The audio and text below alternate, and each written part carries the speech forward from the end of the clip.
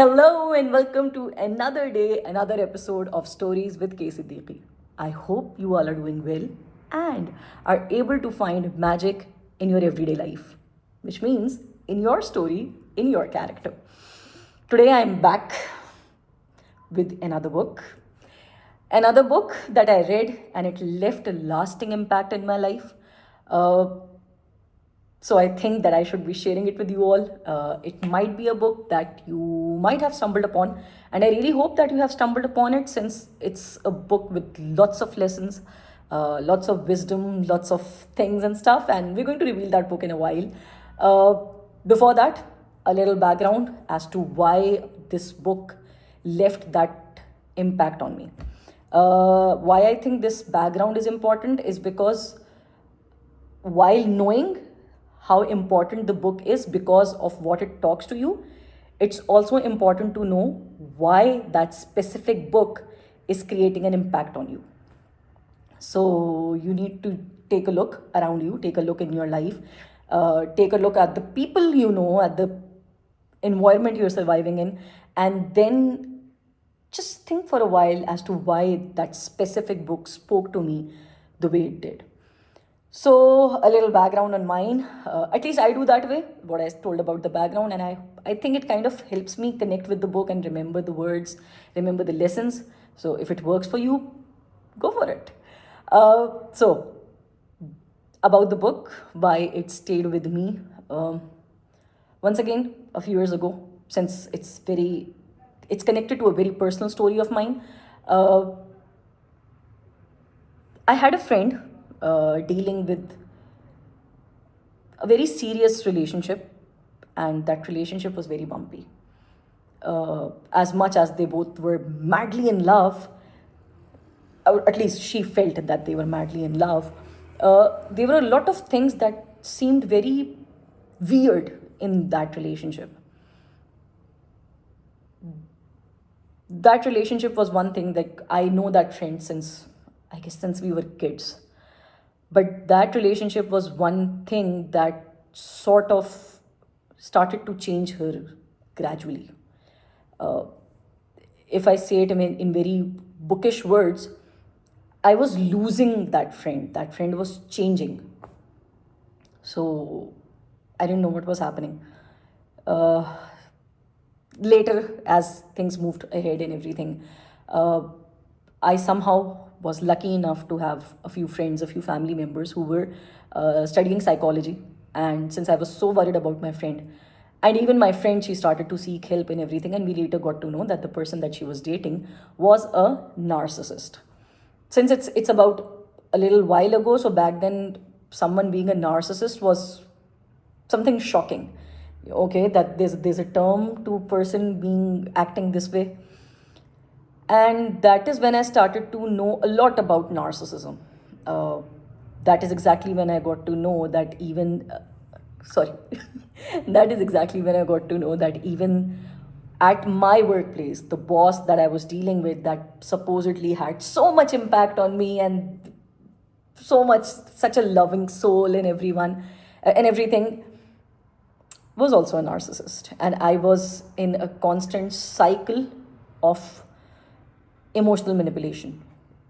My exposure to narcissists might not have been that intense because I was still in a professional. Yes, I was very attached to my boss, because I used to think that I have someone to rely on to, and I cannot leave the job because my boss needs me and everything. But you later get to realize that you're being manipulated.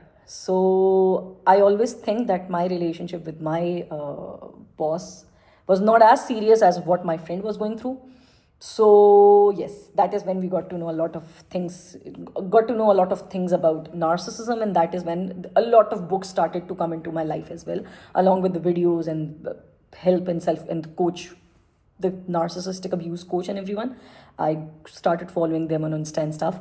So the book today that I'm talking about is The Journey by Meredith Miller. So this is a journey, it's a roadmap for self-healing after narcissistic abuse.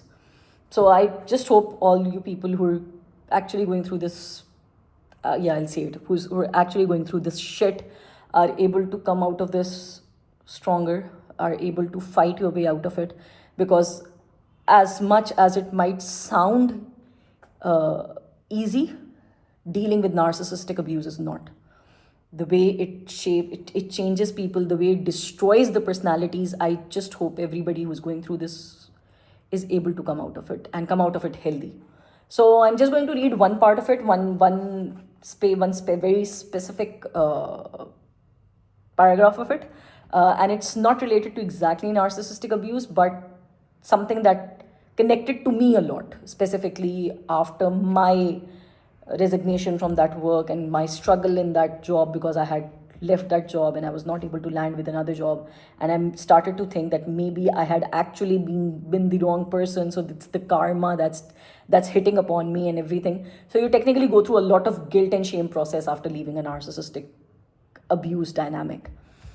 So over here she says, growth is a choice. There are opportunities for growth around every corner. Carl Jung wrote, I am not what happened to me. I am who I choose to become. Years ago, when I first read that quote, I thought it said chose, as in past tense.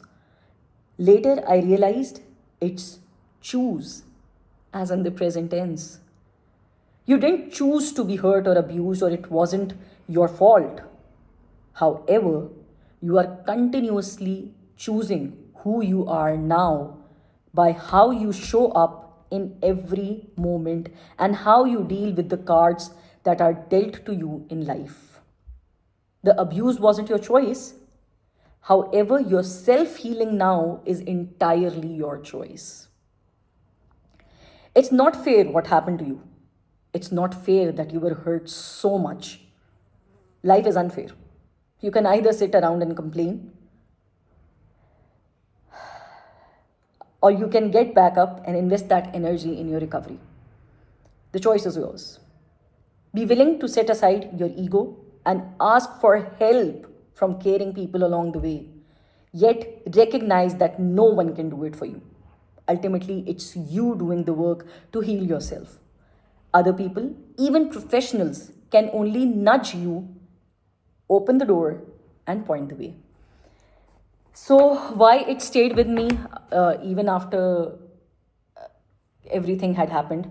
I am so sorry. There's a bee here. I'm so sorry again. I'll spray after this video. So why it stayed with me even after all that is because of my friend's relationship. We were all very much against the idea of that guy. So when that man's reality started to show up, she went into that guilt and shame process. She did not want to ask anyone for help because she was scared that people around her might just go about and say that we told you so. So this is what this person is talking about, that growth is your choice. Risk asking for help. And the people who are being asked, I would please request you all to please do not go about telling people that, oh my God, I had told this to you before. No, there is no achievement in making a victim go through that pain of not knowing again. So please don't say these things to people. However, people who are recovering from the abuse, please understand that yes, as she said, what the abuse happened was not your fault, but your recovery is. So rather than sitting in that, because abuse comes with a cycle of self-pity. Do not get into that cycle. Just come out of it. Know yet that yes, life was unfair, but I am going to come out of it. And just know that it's small building steps every day. Your life is not going to improve like it's shown in films, like okay, the life improves in a day. No, it doesn't improve in a day. It's lots of small steps that you take towards that improvement. And more importantly, give yourself the time to heal, the chance to heal. There is no timeline. You are not ahead of someone, you're not behind of someone. You're just healing at your own pace. And so yeah, that's about for today. However, I would really want you all to please get this book. Please give it a read. Even if you're not if even if you're lucky enough to not have dealt with narcissistic abuse in your life, still get this book, read this book. It's full of so many things. I think I'm going to cover this book again with some other paragraph that I like about it, some other words that spoke to me. So till then, take lots of good care of yourself. Keep finding the magic in your life, in your story, in your character. I'll see you all again tomorrow. Bye bye.